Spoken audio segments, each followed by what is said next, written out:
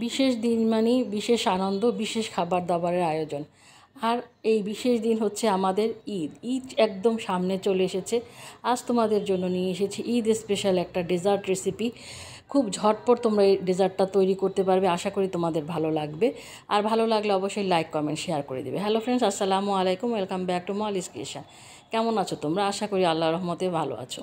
তো ঈদের দিন কিন্তু আমরা একটা যদি স্পেশাল রেসিপি না করি তাহলে কিন্তু কারোরই ভালো লাগে না। তো আজকে তোমাদেরকে আমি সেরকমই খুব সহজে কিভাবে ডেজার্ট তৈরি করতে পারো এবং মাত্র 4টা উপকরণ দিয়ে ঝটপট এই ডেজার্টটা তোমরা তৈরি করতে পারবে, সেটাই তোমাদেরকে আমি এখানে দেখিয়ে দিচ্ছি। আশা করি ভালো লাগবে। ভালো লাগলে লাইক, কমেন্ট, শেয়ার করে দিবে। ফেসবুক পেজ থেকে দেখে থাকলে পেজটা ফলো না করে থাকলে ফলো করে দিও, আর ইউটিউব চ্যানেল থেকে দেখে থাকলে চ্যানেলটা এখনও সাবস্ক্রাইব না করে থাকলে সাবস্ক্রাইব করে দিও। এখানে দেখো আমি টক দই নিয়ে নিচ্ছি। এখানে আমি 2 কাপ টক দই নিয়ে নিব। আর টক দইটা অবশ্যই নর্মাল টেম্পারেচারে থাকতে হবে। দেখো আমি একটা পাতলা কাপড়ের উপরে, অর্থাৎ একটা সুতি কাপড়ের উপরে টক দইটা, নিচে আমি একটা কিন্তু ছাঁকনি দিয়ে দিয়েছি। দিয়ে আমি টক দইয়ের পানিটা ঝরার জন্য কাপড়ের উপরে নিয়ে নিচ্ছি।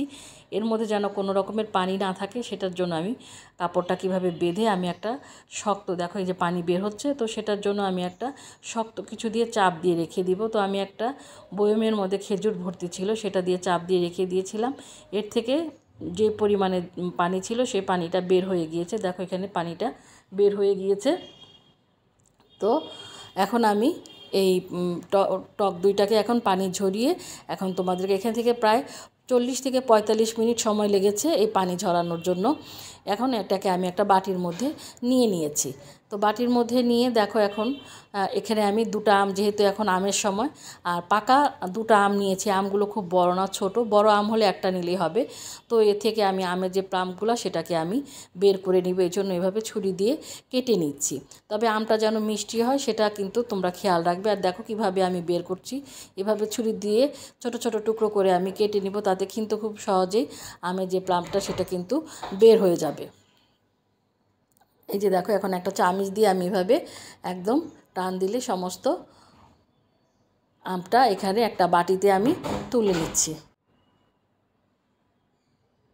দেখো একদম এভাবে করে 2টা আমি কিন্তু আমি নিয়ে এখন একটা ব্লেন্ডারের জারের মধ্যে নিয়ে নিয়েছি। এটাকে খুব ভালো করে ব্লেন্ড করে নিয়েছি। একদম মিহিন একটা পেস্ট এর মধ্যে তৈরি হয়েছে। আর এই যে যে টক দইটা পানি ঝরানো ছিল সেটাকে আমি একটা হ্যান্ড উইচ দিয়ে এভাবে খুব ভালো করে এভাবে ফেটে নিব। একদম ক্রিমের মতন এটা কিন্তু হয়ে যাবে, একটা ক্রিমি স্ট্রাকচার এর মধ্যে চলে আসবে। এখন এখান থেকে আমি যে আমটাকে ব্লেন্ড করে রেখেছিলাম সেই আমটাকে এই টক দইয়ের সাথে আমি মিশিয়ে নিব। এটা আসলে কি এমন একটা রেসিপি, এটা না ফিরনি, না পুডিং, না এটা মানে অসাধারণ একটা রেসিপি, একদম মানে মুখে লেগে থাকার মতো। ছোট বড় সবাই এটা খুব পছন্দ করবে। দেখো একদম ফেটতে ফেটতে এটাকে কিন্তু আমি একদম ক্রিমের মতন বানিয়ে ফেলেছি।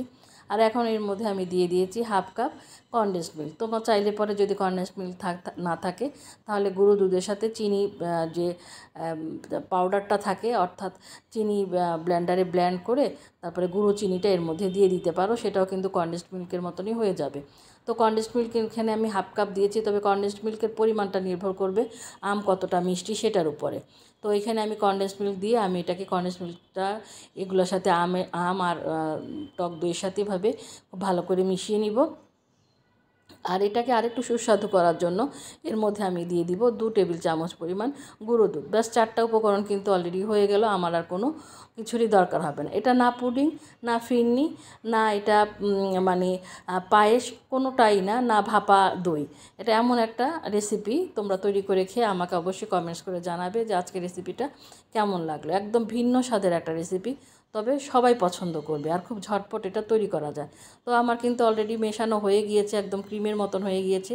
আর দেখো ঘন কতটুকু হওয়ার দরকার, এটাতে কিন্তু কোনো পানি মেশানো যাবে না। এখন আমি যে পাত্রের মধ্যে এটা সেট করব সেই পাত্রটা আমি এর মধ্যে এই গোলানো আম টক দইয়ের সাথে দিয়ে একটুখানি টচ করে নিচ্ছি, যেন ভিতরে কোনো দান মানে বাবলস না থাকে, সেজন্য বাতাসটা বের করে নিলাম।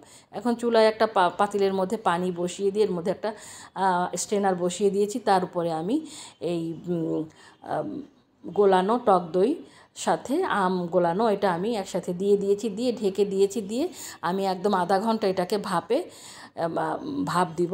এখন আমি দেখব, চেক করে দেখতেছি যে এটা একদম সম্পূর্ণই কিন্তু আমার হয়ে গিয়েছে, অর্থাৎ একদম যেটা আমি বললাম না যে পুডিংয়ের মতনও হবে না, আবার টক দইয়ের দইয়ের ভাপা দইয়ের মতনও না, তবে এটা একদম সম্পূর্ণ আলাদা। আমি একটু কাঠি দিয়ে চেক করছি যে একটু সামান্য নরম নরম আছে। এই পর্যায়ে কিন্তু আমি এটাকে নামিয়ে একটু ঠান্ডা করে আমি ফ্রিজে প্রায় 1.5 থেকে 2 ঘন্টা আমি এর ফ্রিজে রেখে দিয়েছিলাম। এভাবে ছুরি দিয়ে একটু জাস্ট সাইজ করে নিব, এটা কোনো একটা যে শেপ হবে তা না। তো এভাবে করে তারপরে আমি এটা চামচ দিয়ে উঠিয়ে নিব। এটা খেতে অসাধারণ লাগে বন্ধুরা, তোমরা তৈরি করে খেয়ে অবশ্যই আমাকে জানাবে। আর আমার চ্যানেলে কিন্তু অনেক রকমের ডেজার্টের রেসিপি আছে, তোমরা চাইলে পরে সেগুলোও দেখতে পারো। ঈদ স্পেশাল অনেক রেসিপি আছে। আর আমি ডেসক্রিপশন বক্সে কিন্তু আমার নতুন বন্ধুদের জন্য সমস্ত কিছু দিয়ে দিই, তোমরা কিছু ভুলে গেলে সেখান থেকেও দেখে নিতে পারো। তো দেখো কতটা সুন্দর হয়েছে, একদম পুডিংয়ের মতন হয়নি, আবার ফিন্নিও না, কিন্তু অসাধারণ স্বাদের একটা ডেজার্ট রেসিপি। আর যেহেতু আম দিয়ে তৈরি, এটা খেতে কিন্তু অসাধারণ লাগে। আম আর দই দিয়ে তৈরি, এটা খেতে কিন্তু অসাধারণ লাগে। তৈরি হয়ে গেল আমার ঈদ স্পেশাল একটা মজাদার ডেজার্ট। দেখেই বুঝতে পারছো যে কতটা মজাদার হয়েছে, আর কালারটা দেখেই তোমরা বুঝতে পারছো। তো বন্ধুরা, আজকে এই পর্যন্তই। তোমরা সুস্থ থাকো, ভালো থাকো। সামনে আরও সুন্দর ভিডিও নিয়ে, আরও নতুন নতুন রেসিপি নিয়ে তোমাদের সাথে দেখা করব। সে পর্যন্ত আমি তোমাদের কাছ থেকে বিদায় নিচ্ছি। ঈদ মুবারক, আল্লাহ হাফেজ, থ্যাংকস ফর ওয়াচিং।